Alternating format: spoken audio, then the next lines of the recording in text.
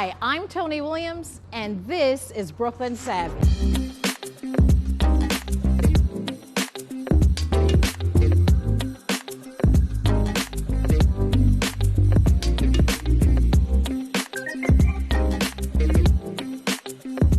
Hi, I'm Tony Williams, and welcome to Brooklyn Savvy. We will be discussing the second part of our two-part episode on Black identity and cultural competence with Dr. Helen Neville. Now, Helen is a professor, and she's also an author at the University of Illinois. Every now and then, we leave Brooklyn because this show was about Brooklyn and beyond.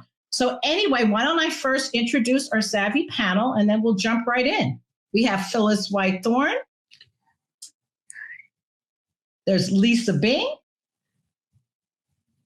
And we have a guest panelist and a great welcome to Kristina Newman-Scott. Thank you so much, Kristina, for joining us. So Helen, just to sort of kick this off, let's talk a little bit about when we talk about Black identity, what are we talking about? I mean, it seems really obvious, but just to level set, what are you talking about when you talk about Black identity?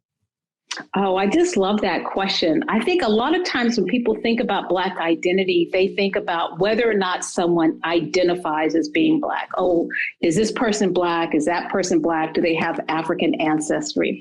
Well, as a psychologist, one of the things that we look at is not just in terms of how people name or describe themselves, but the meaning that they attach to being Black. So what does being Black or of African descent mean in this society, and in a society in which there is a racially hierarchical society? And so that's what Black identity is getting at, is how do we make meaning of our existence as Black people? And there's a whole range of ways that we can make meaning of that. Let's talk about that. I'd like to hear about how we make meaning of our Blackness. That sounds very positive. Mm-hmm. It is. I think it sounds very positive. And it also sounds very active, because as I was listening to you, I was thinking, how many Black people are thinking about making meaning of their Blackness? Is this a conscious experience, or an unconscious one, or some combination of the two? Oh, that's a great question. I think it's probably some combination of the two. So I can ask everybody in the panel, like, what does being Black mean to you? And it would be like, you wouldn't necessarily have thought about, oh, let me think about what being Black means to me, but you'd be able to answer the question rather quickly. So I could ask any one of you, what does being Black mean to you? Would somebody like to say? You know what I would say? Yeah. I would say, for some reason, when I think about my Blackness, I go right to church. You know, the way that we worship, how important our spiritual life is really, when I'm in church, I really get my Black on. For lack of a better way. Meaning, I just feel like we are so deeply rooted, so many of us, in spirit, you know, and that's where I really feel it in such a powerful way. Phyllis, you wanted to say something. Yeah, I see it as how I show up, who I am, how I fit into the world, everything about me. At my core, it's my culture. So it's what I embrace. It's where I feel most comfortable, and it's the gift that I bring to the world. Kristina, I love that. I love that so much. I feel like, if I'm really honest about it, I feel like for me, I'm always 100% myself. But I've learned through many years of code switching, and also growing up in a country that's predominantly Black, that it depends on the environment in which I am in, right? Because with that, you know, sometimes I turn it up, I turn it down, it stays in the center. It all depends on how I'm navigating the spaces that I find myself. And sometimes, to be quite frank, there are rooms that we've all entered that I don't know if we feel like we can be our full selves.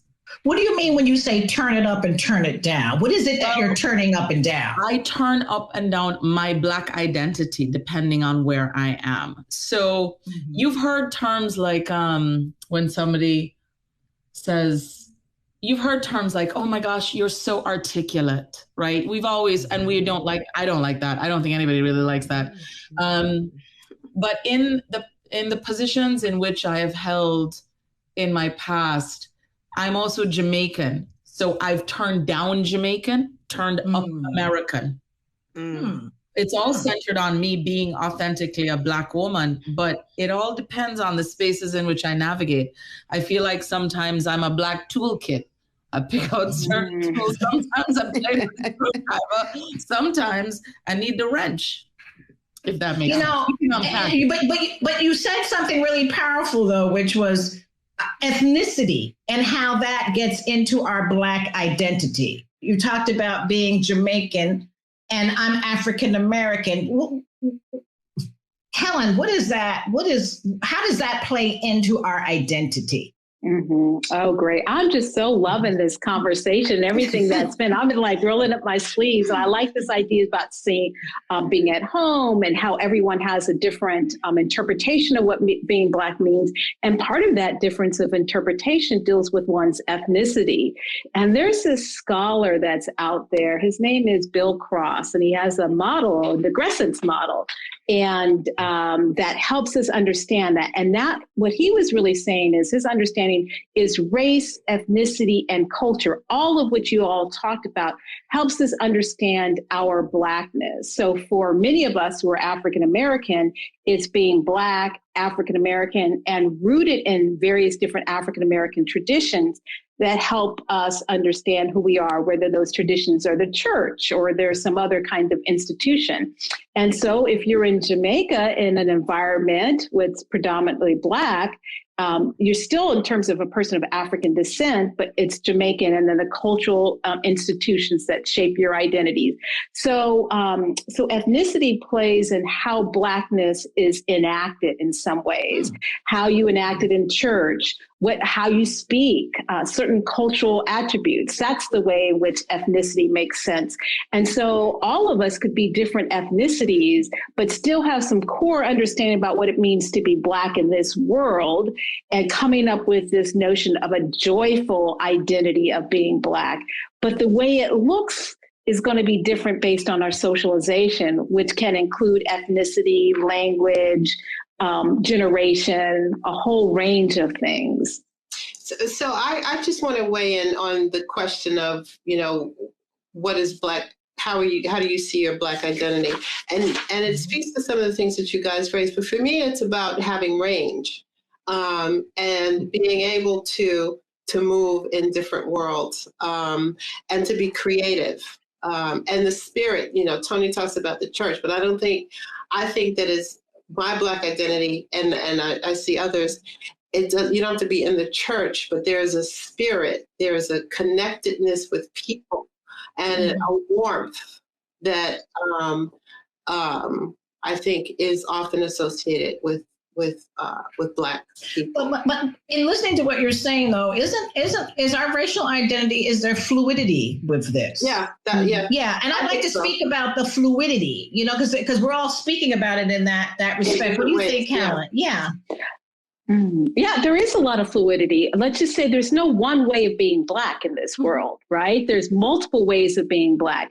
So if we're going back to that Negrescence model, 50 years ago, Bill Cross introduced this incredibly powerful way of understanding Blackness.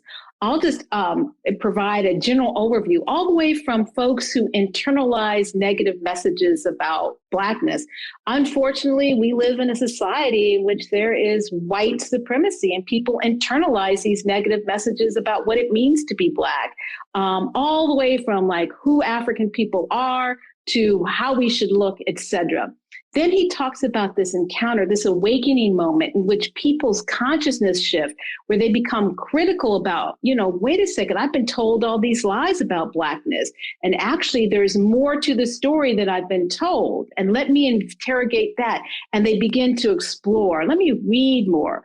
All the way to where people begin to immerse themselves into Blackness.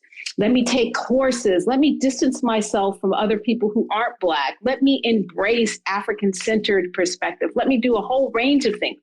But this perspective, sometimes that he would argue, is sometimes based on just what other people think Blackness is in terms of a positive notion, and not really feeling I'm Black and I'm proud. And then he talks about these internalized notions of Blackness, which everybody in this space has talked about. Somebody has this bicultural identity. Being able to code switch in multiple environments is something that could be positive and buffering and help somebody. Somebody could adopt more of an African-centered perspective. Somebody could have a multicultural perspective of Blackness where they incorporate their gender, their sexual orientation to how they understand being Black. So there's many, many ways of doing it. And one goes to a self-definition that is internalized, that's positive, in which one can show up in this world in an authentic way. But he also talks about it's important to have that positive identity, not just for ourselves, right? But so that we could be out there working to increase equity and for other Black people too. So we're not just working on our own personal freedom, but we're working on those of other folks. And so for some, their notions of Blackness gets manifested in, let me help other Black folks. Let me contribute to the humanity of not only my humanity, but other Black folks. So the movement for Black lives could be a piece of that. So I have a question you raised about, it's not just how I internalize, but how I'm seen in the world.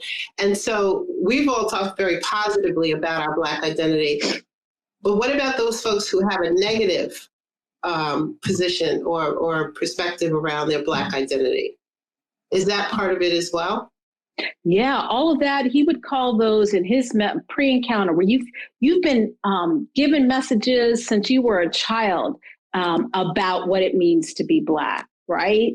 And these messages could be subtle messages, because we know kids as early as 3, 4, 5 years old, they know race. Even if you're not talking about race, they know race. And so they're internalizing what their teachers tell them non-verbally, even what they're seeing on TV or not seeing on TV, where they're at. So if we're not talking explicitly to our kids about race, they're picking up on whatever society wants them to pick up on race.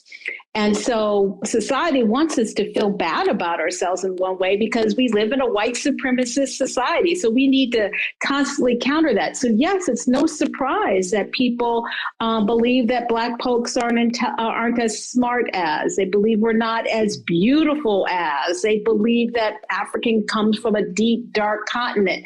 Sometimes people are embarrassed by other Black people. Sometimes people think that white folks in trying to assimilate into white society is the way to go. That's all the ways in which we've been programmed through this white supremacist society. And we've got to actively counter that. I want to go into that code switching. Could you elaborate on what this code switching is? Kristina, when you talked about code switching, how does that show up for you?